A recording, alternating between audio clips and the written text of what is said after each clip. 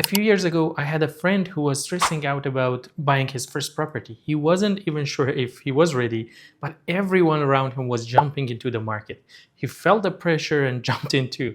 Fast forward a few months and he was overwhelmed. Mortgage payments, strata fees, insurance, bills, and all the responsibility that comes with homeownership. Later, he admitted that it was his biggest mistake. The worst part? It could have been avoided so easily. In today's video, we're going to talk about the worst real estate mistakes you can easily avoid, and that's letting FOMO, or fear of missing out, make your decisions for you.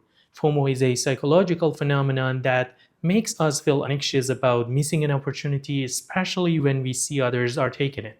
This term has been around for a while, but it really gained popularity in the age of social media, where we're constantly exposed to others' experiences and successes. I get stressed out every time I open my LinkedIn app. Everyone is showing off their badges and certificates and progresses, and I feel stupid. But in real life, I see I'm doing just fine. Whether it's buying a property, going on a vacation, or even trying new trends, FOMO leads us to make decisions based on external pressure rather than personal readiness or logic. So many people buy real estate just because others around them are doing it, even if they're not truly ready to take that step. I'm going to break down 5 important things you need to consider before jumping into the world of real estate to make sure your decisions is not based on FOMO or other emotions. By the end of this video, my goal is for you to know exactly what to think about before making such a huge decision, so you don't fall into the trap of buying because of FOMO. If you don't know me, I'm Heman Ahmadi. I break down the real estate transaction puzzle for buyers, sellers, investors, and anyone interested in real estate. Anything you hear in this episode is a shared decision between you and your partner if you are in a serious relationship. So if I say you, I mean both of you, unless you're one of that few happy singles who actually can afford buying a property in BC. And if you are, good for you, you're crushing it. Now let's dive into the 5 things you need to consider before buying a property. First, you genuinely want to buy real estate and your decision is not mainly because of FOMO or peer, family, or social pressure. It is true that we are a social creature and our bubble and social environments influence us, but make sure when you're sitting down alone with yourself, you deeply and truly believe in the value of property ownership. Ask yourself, why do I want to buy a property? Is it because you want to build equity, have a sense of security, or create home for your family? Whatever your reason is, make sure it's coming from a place of personal desire, not just because others are doing it. Second, you have a clear or at least semi-clear idea of how your life can generally look like in the next 5 years. Real estate transactions are very costly and the market fluctuates. You will have some opportunity cost if you lock down your money and yourself in a certain geography. If you're not sure if you're stable enough to at least live in your purchased sweet home for, I would say, the minimum next 3 years, you might be better off not purchasing at all. Think about it. If you buy a condo today and next year or two, you have to sell it to relocate, the stress and the cost are huge. Remember, if you sell a property, you have to pay the real estate agents for both buyers and sellers on top of other legal and governmental fees, which can be very costly. Third, you're financially ready. Besides the home cost and the down payment, you will need between 1.2 to 5% of the total price of the property just for closing costs. Imagine you're buying a 1.2 mil property and given a 20% down payment, you will need $240,000 down. But if your closing costs are only 2.5%, you will need another $30,000 just to get the key. And then maintaining your ownership is costly too. You would be surprised to know that on top of your monthly mortgage payment, you will have to spend between 40 to 60% extra each month to cover other costs of maintaining a home, including but not limited to home insurance, mortgage insurance, strata fees, other levies, maintenance fees, bills, and so on. For example, if your mortgage monthly payment is only $5,000, you might need to pay another $2,500 a month and you will end up paying $7,500. Now consider if you're just ready for the $5,000, or even if that's a bit of a stretch for you, how would you feel about it and how would you pay the extra $2,500 a month? This is equal to $30,000 after tax or close to $40,000 before tax a year. It can easily ruin your financial, mental, and emotional health if you're not really ready.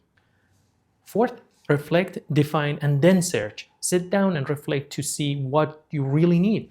Are you a young professional who wants to hang out in the evenings with friends and colleagues, in the Kitsilano neighborhood, or a gym lover who wants to be really close to their favorite gym?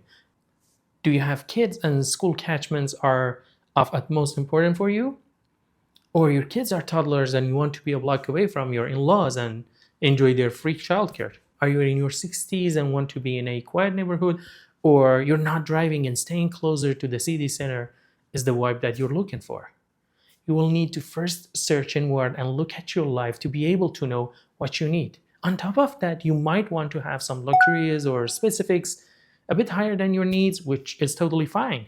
But only after this reflection you can define your criteria. Having two lists of criteria is really helpful. One, must have, and second, nice to have. For instance, when we were buying our condo, we decided our must have criteria should be good school board, concrete building, square footage, and ample natural light. Nice to have were proximity to amenities and shop centers, big balcony, lower strata fees, building not older than 15 years, and proximity to the nature. And voila, this clarity on our wants and needs made us ended up buying a condo which I'd say satisfied all of our criteria. Fit, you know exactly and formally what you can afford. This means talking to a mortgage broker and actually getting your pre-approval. Without getting your pre-approval, your search for a property usually is not organized. And it raises your expectation as you will see those flashy pictures of mansions and nice condos that are out of your budget. And it might even make you confused. You actually can get paralyzed in decision making by having too many choices without a proper understanding of your affordability. When you get your pre-approval ready, you'll have a clear of the idea of how much you can borrow and what your monthly payment can be. This will help you narrow down your searches and focus on properties that fit your budget. Now, here are a couple of rules to follow before making the big decision. First, don't rush it. This is a big decision. Take your time. Second, never buy a property just because you think it's a good deal. Make sure it aligns with your long-term goals. Third, don't let others' opinions cloud your judgment. Your financial future is at stake, not theirs. The benefits of being smart and not falling for FOMO are huge. You won't feel trapped. You only make a purchase you're truly ready for, and that means less stress and more peace of mind. You'll save money in the long run. Being patient helps you avoid the regret of making a rushed purchase that doesn't fit your financial situation. You'll make a better investment when you are not influenced by others' opinions, and you can make a smarter choice that benefits you in the long term. So in a nutshell, make sure you're truly ready for the home ownership. Do not buy if you feel you're having FOMO. Double check if you can actually afford buying and also maintaining a property. And always do your research. Do not just rely on the looks. Finally, ask yourself if you're emotionally prepared for the long-term commitment. Thanks for watching, and I'll see you in the next video where we will talk about the real estate price trick nobody talks about. See you then.